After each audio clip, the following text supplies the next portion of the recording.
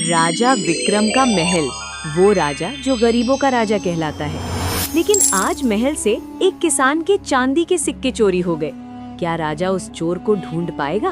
महाराज, मैं तो आज पूरी तरह लुट गया, बर्बाद हो गया। महल से मेरी चांदी की कीमती मोहरें चोरी हो गईं। अब मेरे पास न धन बचा है न सहारा। हे महाराज, आप ही अंतिम आशा हैं। कृपा कर मुझे न्याय दिलाइए। जब तुम्हारे चांदी के सिक्के चोरी हुए, उस समय महल में कौन कौन मौजूद था? महाराज, उस समय मेरे अलावा महल में यही 3 लोग थे। इनके सिवा यहाँ और कोई नहीं था। राजा मन ही मन सोचते हैं, इसका अर्थ साफ है, चोर इन्हीं तीनों में से कोई एक है। लेकिन बिना प्रमाण के मैं किसी निर्दोष पर आरोप नहीं लगा सकता। ठीक है, कल मैं अपने मित्र श्याम को बुलाऊंगा। वही एक ऐसा बुद्धिमान व्यक्ति है जो सच्चाई तक पहुंच सकता है और बता सकता है कि असली चोर कौन है। इधर राजा विक्रम का मित्र श्याम आज गांव की एक लड़ाई सुलझा रहा है। ये लड़ाई गली के कुत्ते को लेकर हो रही है। ये कुत्ता रोज सुबह मेरे घर आकर खाना खाता है, तो ये मेरा हुआ ना? नहीं नहीं, ये तो रात को मेरे घर आकर खाना खाता है, इसलिए ये मेरा कुत्ता है। मैं सब समझ गया। अरे तुम दोनों ने ही इसे पाला है। गांव में तुम दोनों के अलावा कोई इसे खाना नहीं देता।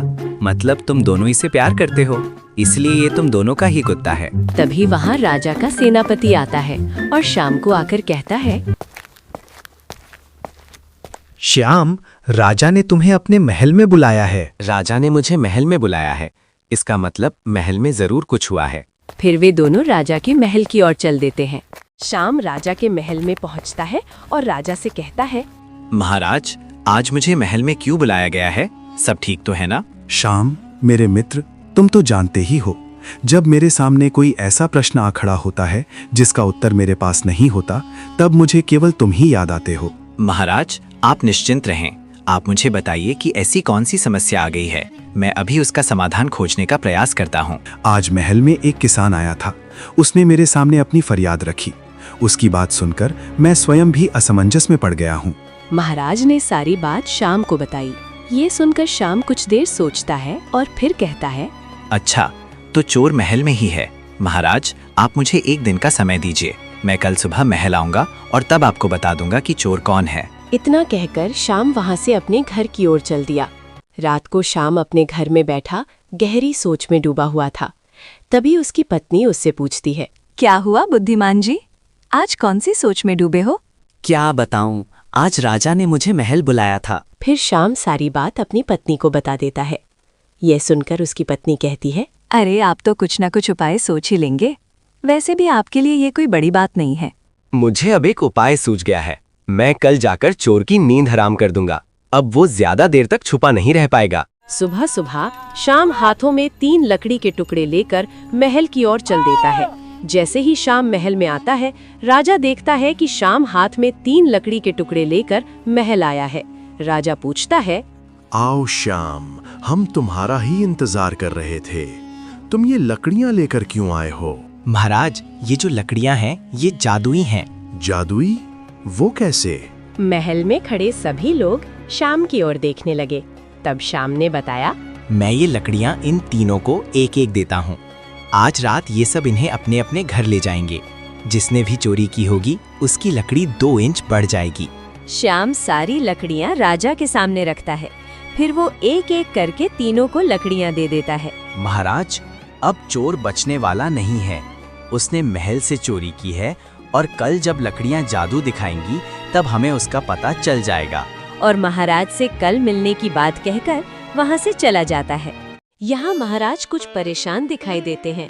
रानी महाराज की ओर देखती हैं और कहती हैं, क्या हुआ महाराज, क्या कोई गंभीर बात है? नहीं, कोई बहुत गंभीर बात तो नहीं है, मगर मैं ये सोच रहा हूँ कि लकड़ियों से चोर का पता कैसे चलेगा। अच्छा, तो आप जादुई लकड़ियों को लेकर परेशान हैं। आपके मित्र श्याम बहुत समझदार है, आप बिल्कुल चिंता न करें। हाँ, तुम सही कह रही हो।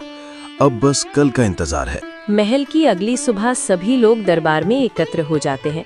महाराज श्याम से पूछते हैं, श्याम, अब तुम ही बताओ कि इन तीनों में से वो कौन है जिसने चोरी की है? महाराज, आज आपको चोर का पता पूरी तरह चल जाएगा। इतना कहकर श्याम सभी लोगों से अपनी अपनी लकड़ियां रखने को कहता है। जब सब लोग लकड़ियां रख देते हैं तो उनमें से एक लकड़ी छोटी निकलती है। वो लकड़ी गांव के सेठ नाथू की होती है।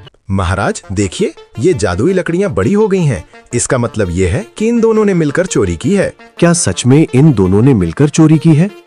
श्याम, क्या नाथू सही बोल रहा है?